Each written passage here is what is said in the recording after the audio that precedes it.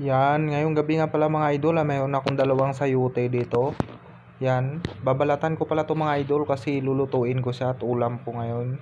Yan naman lang mga idol, binalatan ko na yung sayote. Tapos yan, hinugasan ko na siya kaagad. Tapos ginayat ko mga idol ng maliliit. Yung katamtaman ng pala mga idol, kayo nang bahala kung anong gusto nyong gayat. So yan na yung mga aromatics mga idol, sibuyas, bawang, at saka paminta. Ginisa ko na pala mga idol yung mga aromatics para lalabas na yung aroma niya. Update nga pala mga tol sa niluluto ko. Yan ang mga idol. Ginisa ko na siya. Tapos nilagyan ko ng pampalasa ng patis. Yan, nilagay ko na mga idol. Tapos sabay minikos-mikos ko na yan. So yan na nga pala mga idol, update sa niluluto ko na sayote na ginisa. So yan, nilagay ko na yung sili. Tapos nantay ko lang mga idol, lumambot siya. Tapos nilagyan ko na ng konting magic sarap. Shout out pala dyan sa mahilig magulam nito mga idol. Yan na mga idol, kumukulo na siya mga idol.